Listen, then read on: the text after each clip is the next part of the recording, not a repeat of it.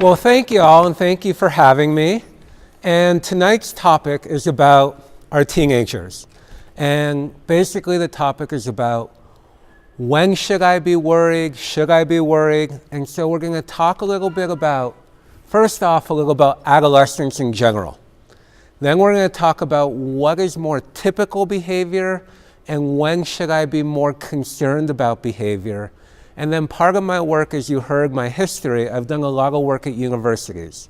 So a lot of my work at universities was teaching faculty and implementing systems on how to deal with risk. So I've created this model called the stoplight model, and I'm going to introduce you to that today to be a useful heuristic to help you all make some decisions on what to do around issues with your children, your teenagers, and such. And then talk about, I call them tips and tricks from the trenches, but tips to help facilitate these kind of conversations that I'm going to challenge you all to have, and then talk about where do we go from here. So an ambitious agenda in a short amount of time. I always kind of over-prepare, but in that sense, we're going to plow away and let's see how we do. And really glad you're all here tonight. So in that sense, let's talk about adolescence. And there's a great slide that kind of captures that. And to think about the big thing about adolescence, it's a time of huge growth and change and rapid development in a lot of ways. And so you can even see in the picture that starting off right there and on the way out the store, the shoes are already breaking. So that sense in that way, but to think about what's going on in adolescence. So the first thing that's going on, let's talk about what's going on in the brain.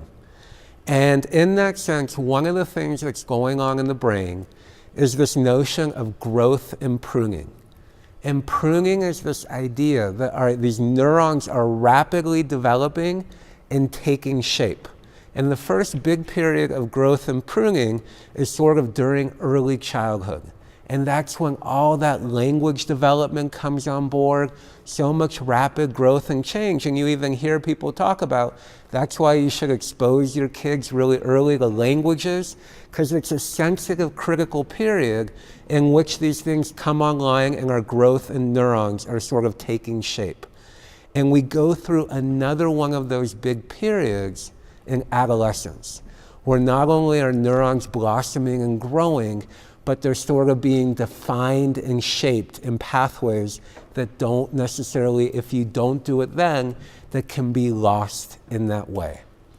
And then another big thing that's happening in the brain to realize is not only are these neurons growing and pruning, but it's called gyrification. That's where the grooves in your brain start to develop, but it's needed, and that's the point where our higher order thinking, our critical thinking comes on more online, our deep understanding of emotions, and two parts of our brain are really firing during adolescence. First off, our frontal lobe, which is all about that executive functioning, learning how to make good choices, learning how to figure out who am I, my independence, what I want to be, my values, my identity. And then your emotional brain is really coming online too. So these systems are taking on an added life at this critical period in time. And the intensity and sort of the creation of what's going to be is during this period of time. And that's why, just an added note, I'll take a quick aside, but then we'll come back. That's why when we add, and there's a lot of talk about marijuana on the brain, that's why marijuana for teenagers is very different because of these critical periods, and marijuana seems to impact these periods and take away some of these processes. So just to be aware of in that sense. So here's what's happening in the brain, and the mind is growing and all these things. So here's how this starts to translate in practical life. First off, you have this independent identity development. Who am I? And I want to figure that out. And I'm moving away from parent judgment and parent values to personal values. In that sense, I love this song by Fun. What do I stand for? This is that period of development that you're sort of figuring that out and you're testing those boundaries. You're testing what's okay, what's not okay. You're creating more independence from people around you. You're finding your own people, your own groups. You're creating that autonomy, and you're testing your limits. You're testing what you can do, and you're really trying to figure out, who am I in that process? So there's a lot going on. And so this is how it might show up typically, and here might be some signs it's going too far. So let's start with family and home and kind of what's typical. First off, it's typical to start having that separation from parents. So in that sense, if you say it when teenage years, it might be, oh, it's not listening, but it could be my wife jokes with me in the same way. She says, if I tell you it, it's not a great idea, but if your friend tells you it, it's awesome. That same kind of thing happens during that teenage years where they're trying to learn it and figure it out on their own. So they're starting to separate, so that might be some increased parent-child conflict. At the same time, because they're wanting to figure themselves out, they're moving away from family time and more time with peers. They want to be more around their peers. And again, they're becoming a little more overwhelmed with decision making because of all the stuff going on in the brain. And they might have a sense of increased argumentativeness, idealism, and some criticism of how they've been raised or what's going on. So these are some of those typical things you might see. I see some head nods, like, yeah, I see that. And that happens. But when does it kind of go too far? So when it goes and kind of crosses that line, when that kind of argumentativeness leads to verbal or physical aggression, or there's sort of this running away behavior, and they're causing a lot of trouble in that argumentativeness with peers, with teachers, and they're getting into fights, and especially fist fights. And again, if these beliefs start to manifest in more strange or bizarre ways, not just sort of politically, I'm leaning different than you, or ideologically around identity development, I have different beliefs about that, but when it starts to take on more strange beliefs that you can't make sense of, it might be time to start to put your antenna up. And then how it might show up in terms of sort of that boundary testing. So again, typical boundary testing is they want to explore the world around them, which includes drugs, alcohol, tobacco. They might try it once or a couple times. And that's kind of considered normal nowadays, but as I said, not necessarily advisable, but normal. And in that sense, they might test curfews, family rules, and what you're asking of them, and chores, and sort of taking it on their own. And then occasional white lies, really coming from a place to avoid an argument or a fight, and believing that it's okay to maybe stay out past 12 o'clock at night. That's an arbitrary rule. So I'm just going to tell you a lie because I don't want to cause a fight about it. So that might be, again, more of this typical behavior that you might see. But when does it become atypical? When you start to see, again, on the side of drug and alcohol use, more of this need for it and this sort of dependence on it. If it's becoming a daily habit. And the one thing I talk about with people, or anything can become something that's abused. So if I'm using it as a way to cope with the world, it's probably a dangerous sign of maybe dependence, or in that sense, not using it in a healthy way. If I'm using it to add to an experience, like chocolate cake once in a while, that makes sense. But if I had a rough day and I'm eating the whole cake, I'm using it to try to cope, that's more of a warning sign that possible dependence or use or overuse of something. And again, especially as you see, using it to manage emotions, if you see sort of the selling of it, or a lot in the peer group of using it, your radar might be wanting to go off. And then problem behavior is unresponsive. So again, if you're having talk and consequences and you're trying to help your teen figure out what's okay and what's not, and they're not necessarily responding to consequences, that might be a time for your alarm to go off.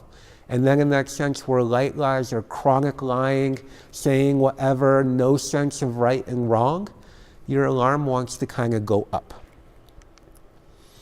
So now risk-taking. What's typical? There's a typical need to increase with risk-taking, sensations, easy for me to say, sensation seeking. And in that sense, and some of that might look like speeding while driving, exploring sex and sexual experimentation, wanting to explore tattoos and piercings, skiing more wildly in Colorado. So these might be some things of where they're testing and they don't necessarily have that same level of awareness of life or death. They kind of in adolescence have a little more belief in their invincibility, which is really scary to you all as parents because they don't necessarily know how to recognize limits or long-term effects in the same way their brain is learning that now and doesn't necessarily have it. So again, when does it cross the line? It crosses the line when it looks more like recklessness, when there's no consequences, when they don't have concern about what they've done, or if they've hurt someone or hurt someone else. Again, experimentation in terms of sex, if they start having multiple partners, and especially if you hear it's unsafe, or going after that in ways that don't feel healthy, and not necessarily understanding if they get multiple vehicle accidents, or if they're really starting to explore firearms or different things, these are all signs for your alarm to go up. School environment. A typical school transition, there's a lot going on in high school and adolescence because you're now thinking about the transition to college. Grades have more meaning, there's more pressure, there's more stress. So there's a lot more kind of riding, and that pressure is sort of now more typical in the school environment. And so you might see more concern about grades, more anxiety, more worrying, more moving away from things and having more hard time. But when does it really become a concern or cross the line? It crosses the line when there's that lack of connection to peers at school. There's a significant decline in performance. There's not coming to school, refusing to go to school, or suspension, expulsion, or dropout are sort of words kind of crossing that line. So now in that sense, body image. What's typical is becoming more self-aware because your mind is now more capable of doing that, more concerned about what others are thinking, what peers are thinking. So it's typical to be a little more focused on appearance and what people are thinking of us. But where does it cross the line? It crosses the line when you're really trying to alter your appearance, you're trying to do things to restrict your food intake or release food intake through binge eating and purging, and in that way doing excessive exercise, or in that way if you hear signs around food in that way that I don't deserve to eat, that might be a sign of this other thing called depression, where all these things are going and now you don't care about food in that way. So all those things might be signs of concern. And then again, as we talked about with anxiety in that sense, because all this is happening sort of your brain, you're comparing that pressure cooker of school, you're more aware that there's different pathways you're going to go on with college, you become much more aware, and we're sort of heightening this anxiety. And so it's normal to be more anxious and concerned in that way, but when it crosses the line is when it starts to impair, I call it kind of your ability to live, love, or laugh. When you're so concerned or worried about things that you're not going anymore, that you're avoiding these activities. It makes sense to be worried about prom, but if you're avoiding prom because of that worry, that's a sign, or your anxiety. It makes sense to be worried about the SAT, but if you're avoiding going to the SAT or doing it, that's a sign that it's going too far and you're carrying too much anxiety. So now that's kind of the anxiety world. And what I talk about is because of adolescence and all this going on, this is sort of my take, if you have an overactive anxiety system, which is usually the gift of genetics and some other things. So your alarm, that anxiety part of your brain is going off a little more. And this frontal lobe of yours that's trying to develop is a little more heightened and very critical of yourself. And you get overwhelmed emotionally. That makes you vulnerable to this whole host of things that starts to happen more during adolescence, which we call mood disorders. And mood disorders are these things that can that significantly impact your functioning. So one of those mood disorders is depression. And when I talk to teens a lot, and my best example, we give another talk, think of depression like a virus. And in that sense, the best description of depression is think of it like a Dementor from Harry Potter. It's this thing that sucks the life out of you. You feel, and all you're doing is replaying your worst experiences over and over. And in that sense, that's what depression is. Sadness, having a lot of moods and feelings, that's not depression. That's sort of normal adolescence. But if it's going on for 2 weeks, every day feeling down, there's no hope, there's no meaning, why bother, I don't need to eat, and all those things, is more of a sign of this sort of depression. And then another thing that can come online in that sense is, again, because of all this emotional stuff, we call it disruptive mood dysregulation disorder. So this is one of the ways it can go wrong, is when it's severe temper outbursts, and it happens sort of 3 or 4 times a week, and they're always sort of irritable and angry, and it's sort of disproportionate to what's going on. That's sort of disruptive mood dysregulation disorder. And then another one is sort of the opposite. So when you have one of these sort of depressive periods, a lot of times this can start to show up as the other end of the spectrum, which is now called bipolar disorder. So not only do we have a period where we're so down like that, we also have a period then where we're really up. And it's not just kind of feeling happy, it's sort of euphoric and giddy and moving a million miles an hour and speaking really fast. And I, again, don't see any problem. And that's when I'm really impulsive and risk-taking and doing all these things that aren't typically me. That's a sign the other way. And it's something to be concerned about of when this can all go wrong. So in that sense, to think about, there's so much going on in adolescence. We just talked about it. And again, the question, should I be worried? And when should I be worried is a hard question to answer.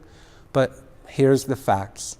1 in 6 adolescents are going to meet a criteria for a significant mental health issue that's going to impact their ability to perform in some way in their life. So what that means is there's good news. That means 5 out of 6 kids, no, but 1 in 6, yes, which is still a very large number. So how should we tell? We've already started to give you some signs of when to be worried. But in that sense, I want to help you sort of further figure that out. So I call it the stoplight approach. And in that sense, the stoplight, think of it this way. Green are issues as a parent that are typical to adolescence that you feel comfortable to manage. Yellow, it's starting to get a little dicey and you don't necessarily know anymore and we want to consult. Red is I am concerned and I need to get some help and bring in some extra people to the team. And how do I differentiate that? So I'm a little bit of a math person, and so kind of really started to tackle this issue and think about it. So kind of develop this formula. So here's the formula. If there's a safety issue involved, it's automatically a red light issue. Part of that too, and how you might start to wonder if a safety issue involved, is starting to look at the number of symptoms and signs of issues, as well as the number of areas in your teens or life that start to seem impacted by what's going on. And I'm really a belief that if one area of life is impacted, we're usually still in the green area, But when we start to see multiple areas in someone's life start to be impacted, that's what starts to raise the color level. So sort of let's talk about what are some of those behavioral signs we want to look for. So first off, here are some of the signs. We want to look again, as adolescence is time for identity development, it's very normal to start to try to find your look. All of a sudden the clothes parents you were buying, I don't want to wear that, I want to go shopping for myself. They start picking out, that's not necessarily to be concerned. It's when, in that sense, it's so drastic and it just doesn't feel like them at all and there's a significant change, you want to just have your antenna up. But a big thing that doesn't necessarily change is if there's a change in hygiene. So again, if they're starting to have an odor, and not just from puberty coming on, but not showering, not taking care of themselves, when there's really a change in hygiene, start to see that as a red light issue. At the same time, their mood, and you start to see significant grade drops, that might be. If you're noticing really an increase, not that experimentation once in a while at a party, if I'm using it every night, I'm using it to go to bed, some concerns. Changes in interaction with you, peers, coaches, you start to hear from teachers you never heard before, I'm concerned about your son or things or daughter in that way. These are all sort of the things, that depression that we're talking about. A big one is if they start withdrawing, a loss of interest in activities. So not shifting to new activities, not concern, but withdrawing from activities, staying in their room, but not in a way like they're connecting to their friends, gaming, but where they're really dropping out. Those are signs of concerns. Red light immediately, if there's a change in speech, they're not coherent. If you're noticing cut or burn marks, loss of energy, they can't concentrate, you hear feelings of worthlessness, you hear them saying thoughts about death, I wish I were dead, I don't want to do this anymore. You start to notice a lot of anxiety, panic attacks. These are all some of the signs to look for. And when you're noticing some of these indicators, you want to start doing numbers. And that's actually how part of our way of figuring out what diagnosis is we ask questions around these symptoms, and certain symptoms cluster to certain disorders, and that's how we do this. It's not an exact science, but it's part of it. So these are some of the things you want to look for, but then as we said, you want to think about areas of life. So in that sense, think about there's these 6 areas of life. There's our academic side, there's our social side, our family side, and again, our career side, and especially for adolescents, that can be their sport or their outside job. And when things aren't going well in that, if it's contained, or our self, figuring out our physical and emotional health. And then that miscellaneous category is other parts like paying bills and things that might start to be impacted. But these are all the areas that are about our life. So in that sense, we talked about a green light issue, we're going to notice maybe 1 to 2 of these symptoms. They're going to be a little more transient, and only one area of life might be impacted. And the issue might seem more resolvable over time. A yellow light is, again, now we're starting to see more than one area of life get impacted, and we're starting to see more behavioral indicators, and the issue isn't seeming to just resolve. It's not over the week, I had a huge fight with my best friend, it's all over, and then sort of that's more transient, but if it's going on for 2 weeks and they're not doing anything, more of a sign. And then as we said, red lights, the key differential is you're now concerned about safety. There's some issue of safety involved. And when a red light issue is there, or when to put your antenna up, if you start to see multiple areas of life being impacted and multiple behavioral indicators. So when you start to see more, be more concerned, but you're going to have to fully, to figure that out, you're going to have to learn how to ask questions around safety, which we're going to talk about today. So here's the formula revisited. As you can see, what makes something a green light? No safety issues at all. A yellow light, you might not be sure. A red light, definitely. Number of symptoms, you can see. And the number of areas impacted and the length of time. And when you start to see these things, start to make some judgments of kind of where you are in this color system. And then what are we going to do? But before we get there, I'm going to help you kind of practice. So with the person next to you, you're going to see a vignette come on the board. And introduce yourself if you don't know them. If you do, but based on the information, decide what color it is. But I want you to realize there's a lot of information missing. So part of your work as a parent is going to be, what kinds of questions would I need to ask to now help me know what color am I at and to feel more comfortable? Or talk with your teen if you brought your teen. So here we go. Sandy is a junior in high school and his dog died 2 weeks ago. He missed a week of school, and when he came back to school, he reports that he can't concentrate and his stomach hurts. He comes home early because his stomach aches and he does not feel like he can be in school. What color is Sandy? And what else would you need to know what color Sandy is? So I grew up in this world of Saturday Night Live where they said, talk amongst yourselves. Talk amongst yourselves. Take 3 minutes or so. Try to figure out what color and what else might you have to ask to feel like you know what color this is.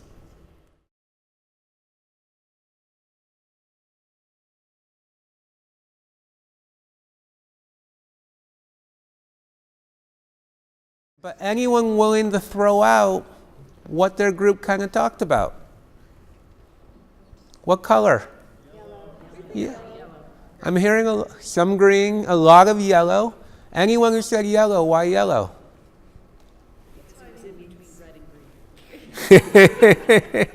Somewhere between red, yellow, and green. So what would you need to know to help you feel better about this situation and know what color you're dealing with? Yes? Mm-hmm. Right. So food might be one thing. You might want to see if they're eating or look for that indicator to help see. Yes, sir? How is interest? Beautiful. So you want to start knowing, how is this happening in other areas of his life? Is Sandy still going to his sports or his friends? Is he hanging out? Is he not? Is he in his room locked up and not doing anything? And the more areas might be impacted, the more the color might go up. Awesome. Yes, one more. When did the stomach ache start? Did he have stomach aches before the dog died?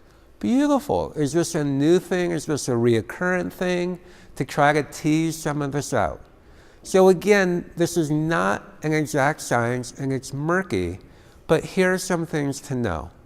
It's very typical after the loss of someone you loved or cared about to not be able to concentrate and re-examining values and have a hard time sort of re-entering the day-to-day. But here's some signs of that difficulty. This is going on 2 weeks. It's impacting at least one area in school, possibly home too. And so there's some indicators that this might not be transient and Sandy's sort of doing well with the loss of his dog. He might be struggling. So asking questions about how it's going, what's going on, but what's the biggest thing to know, and I want to help you recognize, what's the biggest thing you need to know whether this is red, yellow, or green? What's the first question and what's the first thing in the variable? Yes? Safety. So how do you ask that question? We'll talk more, but I'll give you a preview. Or at least there's a lot of ways to ask the question, but this is how I asked it. And it's sometimes when people are going through a loss that they cared about, sometimes they have thoughts of taking their own life or hurting themselves, Is that happening right now with you, Sandy? And if Sandy says, no, we still want to be on the lookout, but now we're in a yellow or green. If Sandy says, well, yes, I can't live without my dog, I really want to go join him, now what color are we at? Red. So it's important to start realizing that this is a more important conversation and question to add to your conversations.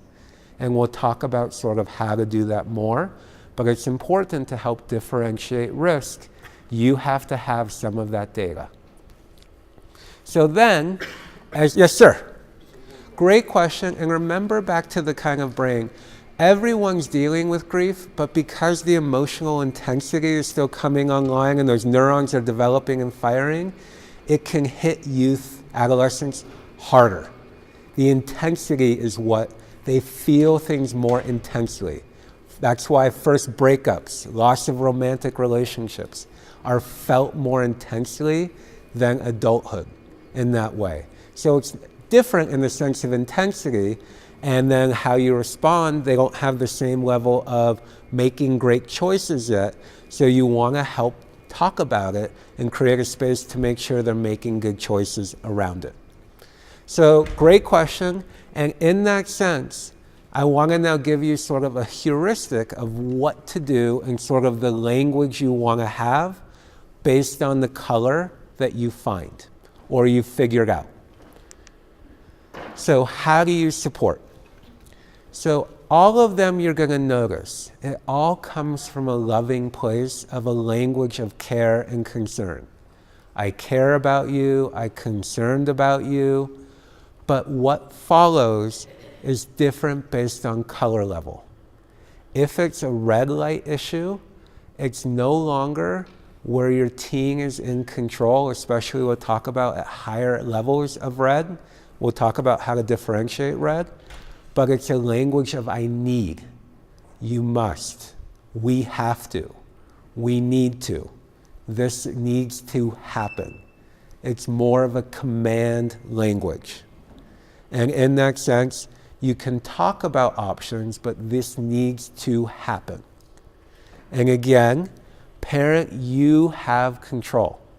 There can be some shared control with you and your teen, but if there's a red light issue, you need to have more control and more say in what's going to happen. And then who do you turn to? I would recommend everyone needs. So I have this too. When my kids have a strep throat or they're coughing, I have that doctor or that person I can call and say, hey, should I really go to the doctor about this? This is what I'm seeing. This is what I'm hearing. We want to have the same thing for mental health. You want to have that person you can kind of call and say, this is what I'm seeing. And if you don't, and you're hearing some red light issues, bringing them in for an evaluation to any emergency department so they can help tease that out. Or to any crisis center, there's a lot all over the city, or calling a hotline and helping them make that determination with you.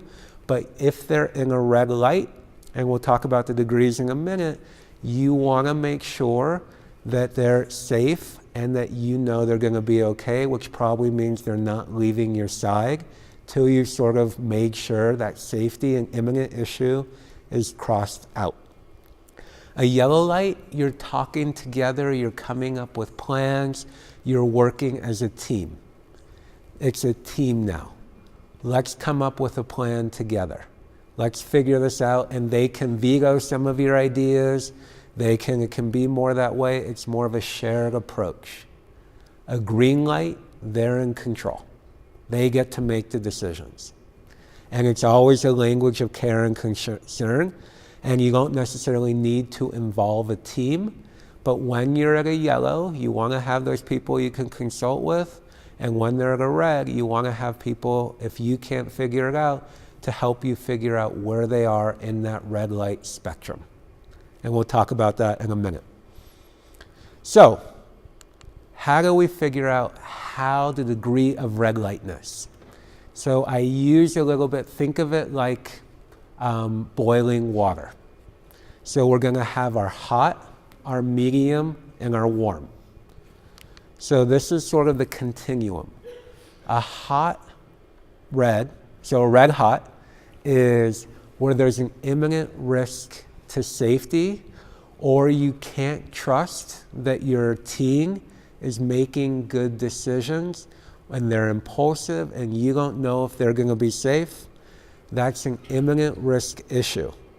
And you need to get help immediately, and they can't leave your side in a red hot issue. Where there's not immediate imminent risk, where you've ruled that out, you're still coming up with a plan of how to get them help, and you're helping them come up with plans of how do they get back to a yellow or green. And you're not letting them leave until you know they're more at a yellow or green. And then it comes to, this is also some preemptive work, is having some conversations before they're at a red light of what helps you get back, what helps you cope, what helps you. So if we're in that situation, we're not developing it, we are going to the plan we created. In the same way, you don't want to figure out what to do in case of a fire when there's a fire. You want to execute the plan you've been practicing and have developed in those times. So one thing I would encourage you is to have a conversation with them now of what helps you when you're really upset. What is our game plan if this might occur that we can agree to now, so that if we ever get in that situation, we can execute that plan. And if you can't execute the plan we've negotiated, it becomes a red hot issue.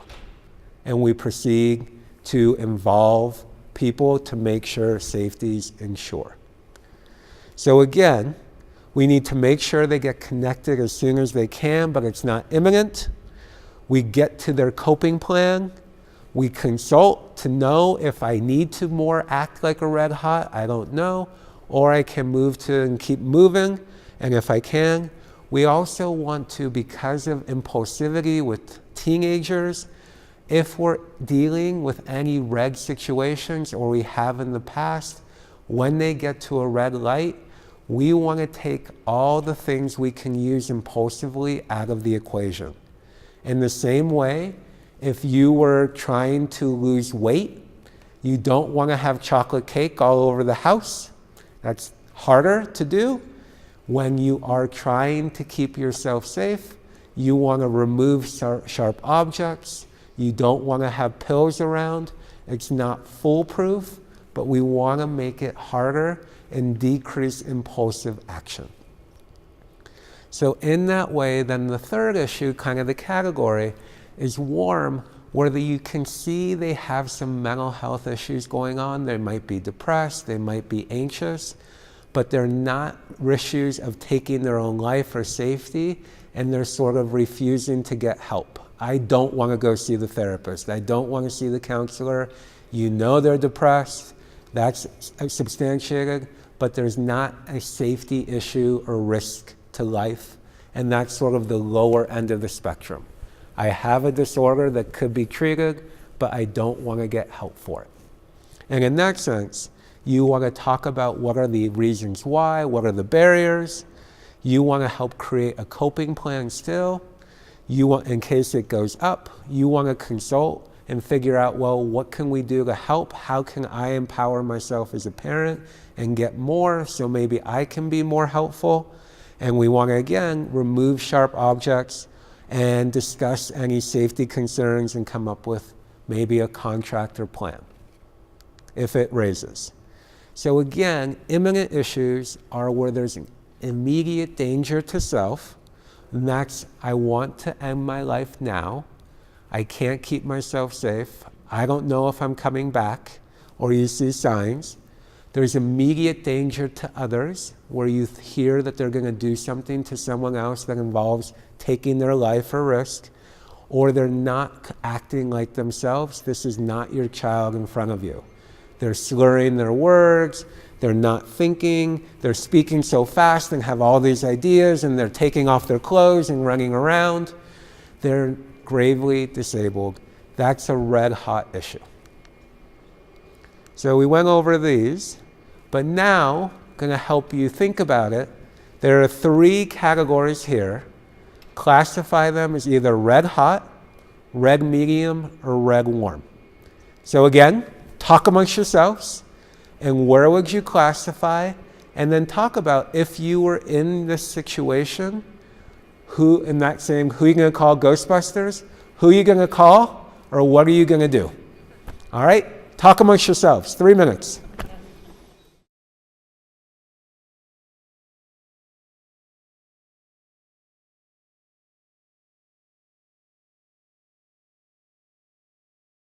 What do people think about that first scenario? Red hot, medium, warm. It's really quiet. Medium. Why are we thinking medium? And that's a good answer. What are you seeing that might make it medium to you? Yeah. Yeah, that cat scratching doesn't feel, again, that way. So you're not buying that. And can you really trust what they're saying? You're seeing a lot of signs. So in that sense, this is sort of that medium, iffy situation that you don't want to necessarily leave alone, and you want to kind of at least console and talk through and come up with a plan. Next one. A student's crying and sharing they want to die if they fail to get a 1600 on their SAT, as their parents will never understand. When you ask the question about suicide, they say they probably could not do that to their family, and let's see what the test results are. So maybe even a yellow, but again, you know there's thoughts. The thing about imminence, it's not I'm doing it tonight and you don't have to. We are waiting, let's see where the test results. But if the test results come back bad, now we're more in a red hot situation, but we still have time, so this is more of that medium situation. What about the last one? A student is crying and sharing they want to die.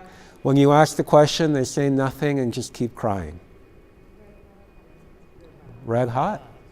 Yeah, you don't know, but based on their reaction, there's more to be concerned about. And then in that way, remember red situations, language of care and concern. I'm concerned, and I need us to do the following. I need to make sure you're okay. I need to come up with a plan. If the SAT's in a couple of months, how we're going to do this. I need you to meet. I need us to do the following. And we need to work on a plan that if it gets red hot, what are we going to do and how can I help? Make sure you get back to yellow or green in more moments of redness. And if you can't do that, I need to treat this as a red hot and take you somewhere to help you do that. Okay. So again, we kind of went over this. And in that sense, just remember, when it's a red hot, there's no choice. We need to go for an evaluation and we're not letting you be alone. No, I'm going to just go call my friends and take a drive. If they're a red hot, they're not getting behind the wheel, because part of being a red hot, that decision making is not good and offline. And so we need to kind of be that for our teen in that moment until they have their smart brain back. So now that you're starting to get a sense of the range of things and how to kind of think about it and what you might want to ask, here are some tips to help ask the questions and things to think about as parents. So the first one is how we determine ourselves, just so you know, there's no mystery, when something's a red hot issue. So the first thing is we have to ask about thoughts of hurting ourselves or taking our own life and around safety. I share with you how I do it, but I'll repeat it. And in that sense, I'm concerned, I'm seeing X, Y, Z.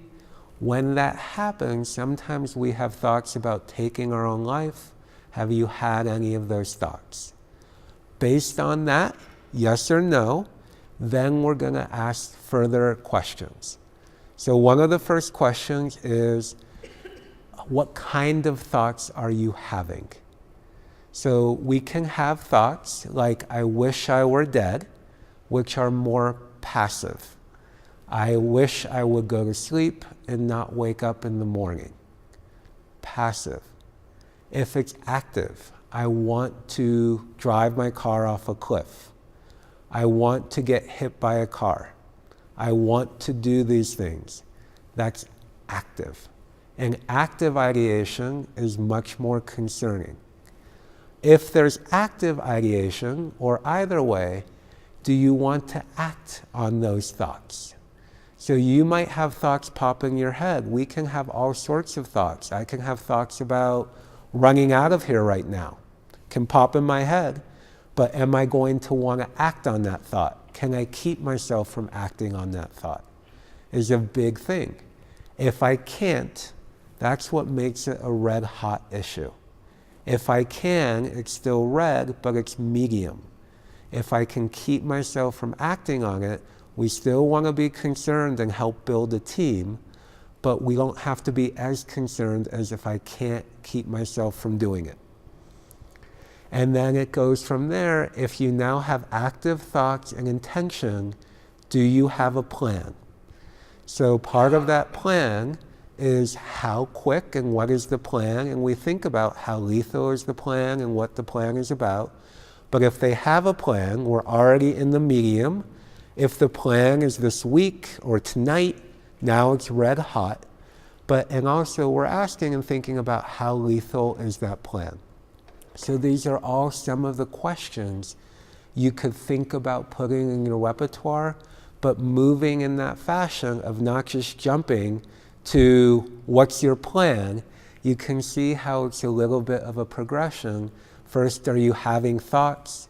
Tell me about the thoughts, what kind of thoughts? And then from there, how serious can you stop yourself from doing those thoughts? And then do you have a plan to them? And how imminent is the plan? And if they started to make way to make the plan happen, it's much more of a red hot. So if I've started to collect the firearms, if I've started to write the notes, it's much more concerning. And again, if you don't feel like you can do that with your team, the challenge is you can't, it's on you then to find someone who can. It's not okay in that sense. If you start seeing some of these indicators now, or some of the shutdown in multiple areas of life, it's really important to start to recognize what color are we in. And that color can change quickly in adolescence. So, and remember the other thing, most people, when you ask these kinds of questions, they actually experience relief by asking. You're not planting a seed in your teen's brain by asking some of these questions. That's not how this works. So it's really important to know it's okay, and if they say no, and you believe them, that's a relief, and now you know you're dealing with a different color. But if you can't get a no, you need to still be concerned. Or if you're seeing signs, you can't trust them. So part of what happens a lot in teenage years is, now we're going to switch from a little bit more, we've been on the really heavy side, and these are just some tips to help in conversations. So teens, and you see this in movies and that as well, but they're very notorious for giving one-word answers. How was your day? Good. How was school? Fine. How was the party? Fun. And so I call those, and I tell my teams in session, my kids, I call those door closers. They shut down the conversation. So I teach them, we need to have door openers. Door openers keep conversations going, and I need to have at least 2 sentences, and feel free to ask a follow-up question to me, and that's called a conversation, or at least 2 sentences minimum when I ask you a question. So then it becomes, oh, that was a good door closer, time to give me a door opener. So it's a useful way to kind of help extend conversations, but it's also a useful social skill for teens to be working on as they try to learn how to talk and navigate with other teens. The art of conversation is talking and sharing in at least 2 sentences, and then usually a follow-up related question. So they might laugh and eye roll, but they get it, and eventually you get more of these door openers. And if you want it to be there in teenage years, guess when it should start? Early. Don't start in the teenage years if you have a middle school or elementary. Start practicing these skills now. Start helping have conversations. Have them learn how to do that. So that's one tip. Second tip is, it's time, my grandma used to joke and she would say, God gave you 2 ears and 1 mouth for a reason. And a lot of time as parents, we want to problem solve, we want to talk, but the most powerful thing you can do is listen. And so an acronym for that is have some heart. Really hear and listen to what your child is saying. And instead of trying to talk back or solving the problem, here's the words that I would encourage you to come out of your mouth. Tell me more about that. Thank you for sharing. I'm glad to hear what's going on.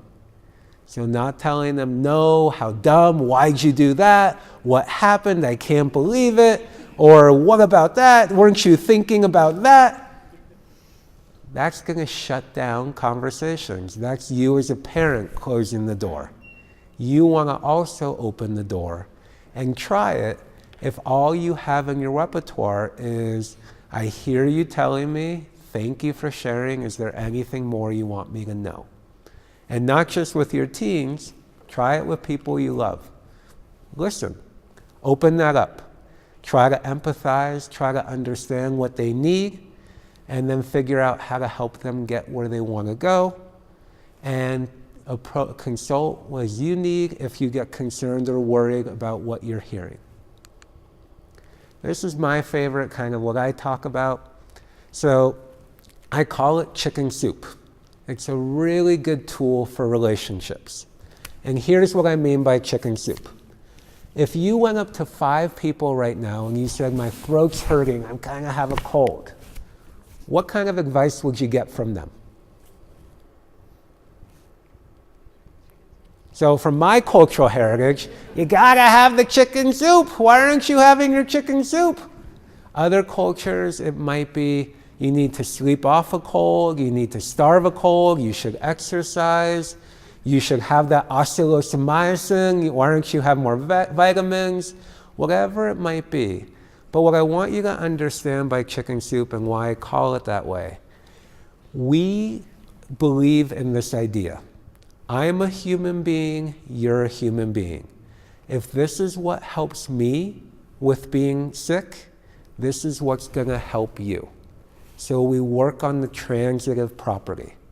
So we're always giving advice based on the transitive property or reacting based on that. And we don't just do that with colds. We do that with feelings. So if you're having a rough day, your partner or your teen is having a rough day, and talking about it helps you feel better, guess what you're going to try to do with your teen? You're going to try to talk to them because that's going to help them feel better. Another one, if a hug helps you feel better and when you hear some really awful news, you're going to give a hug when someone's telling you awful news. That's chicken soup. And if you understand chicken soup, it leads to 2 things. A, when you're going through an emotional state, you have to learn to tell people what you need to help you through that emotional state. I'm having a rough day at work. I need to come home. I need to vent about it. and then I need to watch some TV and get a kiss. Or I'm having a rough day, I don't want to talk about it, I'm going to go walk the dog and cool off, and then let's just have fun. Or I'm having a rough day and I don't know what I'm going to do, I need to figure out how to problem solve my game plan. And if you really think about your experience, most of the time we don't want problem solving. But so much of what we give is problem solving and solution. And that's where you kind of can lose your team too, because they're, as I said, they're trying to develop their own sense of what's right and wrong. They don't want to hear your moral compass in the same way anymore. They want to develop their own moral compass. So part of chicken soup is learning when you need something to ask, and when you're trying to tell, and when you're trying to help, ask. I see you're having a rough day. How can I help? I see you're having a rough day. Do you have an idea what could help right now? And if they say no, here are some things that help me. Could that help you? And if you don't know what you need, a good way to think about it or figure it out is ask yourself, what would I give if the shoe's on the other foot? And that's probably what you need in a situation. So you can also ask your team that. What would you need if Johnny was having the same day you had? What would you do for him? That's probably what they need. But don't try to jump to problem solving, and don't try in that way to give them what you need. And this will make you more successful, not just with your team, but in all relationships. So I'm a little bit dorky, and part of being dorky, I have a psychologist hall of fame. And one person in my hall of fame is this guy named Irving Yalom. And Yalom has this concept. He calls it strike when the iron is cold. As a parent, you don't, or anytime, when you're in the middle of a fight or when tensions are high, that's not the time to have these really big conversations about things. Because what happens in our brain is when we're emotionally overwhelmed, our frontal lobe shuts down. If we're too anxious, if we're too angry, this part of our brain that we need for good conversation shuts down. And so no good conversation can happen. They can't literally think. So in that sense, that's when in these bigger situations, when the iron is hot, you want to execute plans, not create plans. That's why you want to have some of these conversations now. What would we do if we get in this situation? What do you want me to do if you're feeling this way? What's our plan? So when we get there, we execute. But if things are really hot and tensions are high, stop talking, take a time out, stay with them. Let's not talk. We need to calm down before we can keep talking. We need to have our smart brains back. We need to know how to do that. So in that sense, that involves both the timing, having conversations not in that moment, learning when things are good to have some of those conversations, or setting aside a weekly time. Every week, we're going to have some time where we talk about the tough stuff, and we're prepared.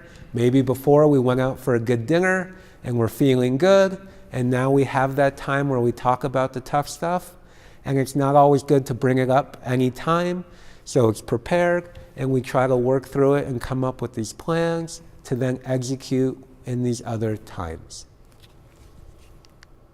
So I just kind of talked to you about you really want to have those conversations with their smart brain and not with their emotion brain. So having that time, but having ways that get your smart brain back. Breathing is one, visual. There's a lot of different ones, but in that sense, being able to make sure and recognize when they're getting too heated or overwhelmed and stop talking. Take a break, cool down, come back, and then have the conversation. So a lot of information. Let's see how we're doing on time. We're doing pretty good. A lot of information. And so what are the next steps?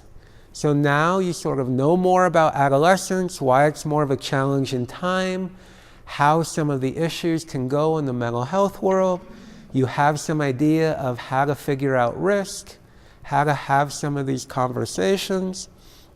So now I'm going to challenge you. I come also from the world of education in the military, and part of that is if you don't have an acronym, it just doesn't exist. So I had to come up with that acronym that helped fit. So I'm going to challenge you to ACT. And ACT is I want to learn to assess, which is all most of this talk was about. Learning how to get more comfortable assessing, looking for things, having conversations. And then when you assess, then learning in that way to try to assess the depth of the issues, assess what kinds of issues, how far it goes. And if you're stuck, remember trying to consult. You want to challenge beliefs that don't fit, that aren't true, that their teen is learning, such that, oh, there's no harm to using pot right now in my brain. I don't know what you're talking about. You can look it up. It's not good for the adolescent brain. It's just not. And you can kind of challenge and work with them. And in that sense, you can challenge beliefs about therapy.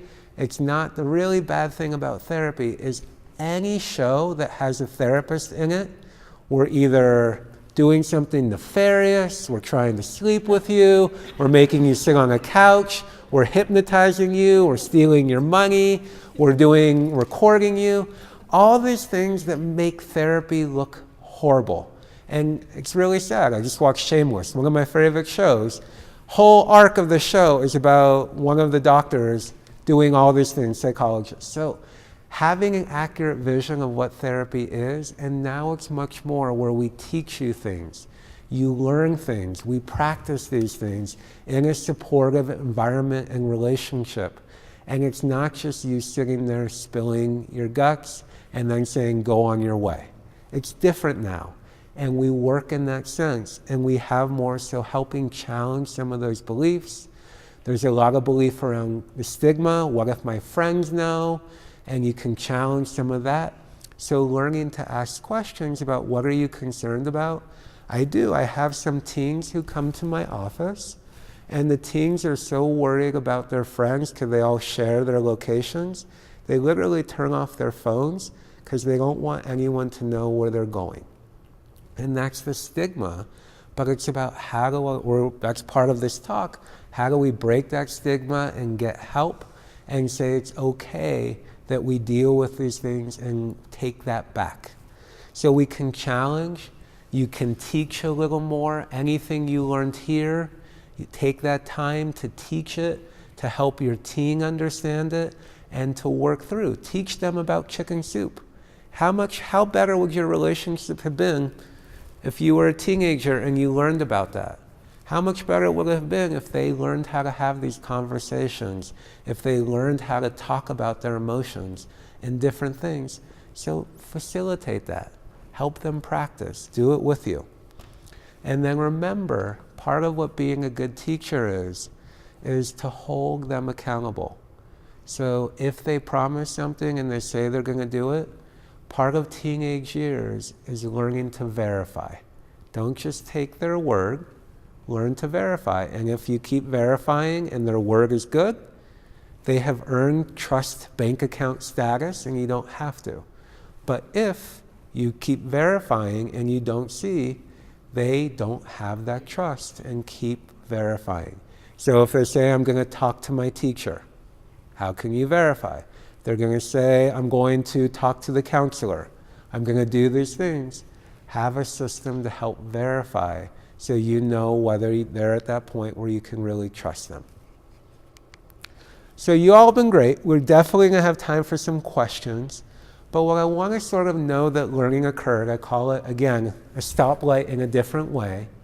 But based on today, one thing you might stop doing in your life with your teen or yourself, One thing you might pat yourself on the back, I'm glad I'm doing that.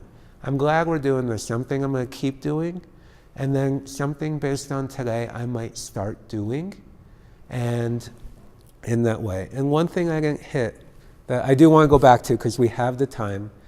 Because it's so hard to ask that question, I do want to go back for a second. We're going to go back to the case of Sandy. And I want you to turn to the person you've been working with and now pretend Sandy is your teen and they're going through the death of their dog. I want you to practice once in here asking that question. And again, because it's a skill, the more you practice, the better you get. So let's just take a minute before we wrap up and we have time. Practice asking that question. And if you're a teen in the room, pretend it's another one of your friends. And how would you ask the question to them? All right, take 2 minutes and do that, and then we'll open it up to Q&A. Awesome. So again, remember it's a skill. And if you want to get comfortable with the skill, you got to practice. And if you want to be able to use that skill in game time conditions, you have to practice enough so you're executing, and you don't want the first time you ask this question to be when you're really concerned about your teen and you don't know if they're safe. So thank you, but let's kind of go. I want to make sure learning occurred. One thing someone might stop doing, one thing you're patting yourself on your back about, one thing you might start doing based on this conversation today. Yes, so what we're saying, I'm going to stop trying to problem solve and tell this is what you should do, this is how you should have handled it. Finding ways to connect on your teen's terms and not just your own terms, and finding that. And so she said mountain biking is a way to try to connect. That's wonderful. One thing based on today you might start doing. I heard door openers and door closers, having more conversations with my teen, trying to open that door. I would encourage to have fun nights where we're not talking, and also having some nights or one night every month where I call it Festivus. Let's talk. Let's air those grievances. Let's figure it out. Let's work on it. Let's make it happen. But we all know it's happening that night, and that's the night we're doing it. And maybe we start, as I said, with something kind of fun that helps us be in a good frame of mind to have those conversations. Awesome. You all have been great. And now, questions and answers. So that's where I would encourage you to have. So there's a couple of numbers. There's the crisis number 1-800-273-TALK. There is, we want to be part of that support team. So you can always call our center if it's during hours and talk to our intake coordinator, and we can help figure that out. At the same time, that's one, but I would encourage you to start looking at talking to the school here, your local resources. Who can I call? And then a lot of schools have crisis teams and people you can consult with in that way too. Might be one. And then another one is starting to really think about who in my social circle might be more mental health professional or trained, that I can kind of make them part of my team in that way and ask if I can call them to do that. And the same way we do that with, as I said, if we have a doctor friend or those kind of people we can call. Great question, but the best is probably the crisis helplines. What was that number again? One is 1-800-273-TALK. I know there's others, and that's what I would encourage. So when I worked at universities, we developed what we call a red envelope. And this red envelope was where we put all the information we want to know when we're in a red situation. So in that sense, what are those numbers? What was the safety plan we came up with? What do we do? And if we find ourselves in a red light, we're not coming up with that, we're already opening it up. But that would be a great thing I might include in that, the numbers and who to talk to and how to do that. And remember also too, if you're really concerned, your local emergency department, you can go at any point and they can help you tease that out too. Yes. That's a great piece too, and yes, and so I would encourage that in the same way. Whatever numbers you find, you're also giving it to your teen and having them put it in their phone and just say, if you find a friend or you're concerned, this is the same numbers I would call, and that you can call too to help figure that out. Active ideation, they can be the same. They really can. Where I am thinking that I want to and I'm trying to create the conditions to make it happen. So that can involve a plan. So you're right, they can be combined. Great question. Yes. I'm happy to share. So in that sense, so remember, I'm the director of anxiety programs and I work with anxiety all the time. And the question was, there was a sharing a statement that it seems like kids are less prepared to deal with challenges as they're in high school compared to in the past. And some of the answers lie in a couple ways. And again, this is just what I've seen or what I've read and learned. Some of it lies in the cultural stuff that's going on and sort of what our environment, what's going on with how the media places things, social media, some of that. But a lot of it too comes from parenting. And part of parenting is do you know what our generation is, what our parenting style is called? No, helicopters were last parent generations. We've moved on. We're better than helicopters. We're lawnmowers. So what lawnmower means is that idea, we don't want our kids to deal with things. We try to smooth the path and make it easy for them to thrive, but then they don't have that resiliency. They haven't had a failure. They haven't not gotten something they wanted because we help them get there. We help prepare them. So when they start to feel that more, that sense of things not going and the competitiveness, they haven't practiced those skills and adapted in the same way. So it can come up more at this age, more often, because this is the first time that it's not necessarily mode for them as easily or well. And there's a lot of these things going on with the brain and the pressure and the media and how it's all being presented and packaged, and the hierarchy stuff and status that just can really overwhelm one's ability to cope.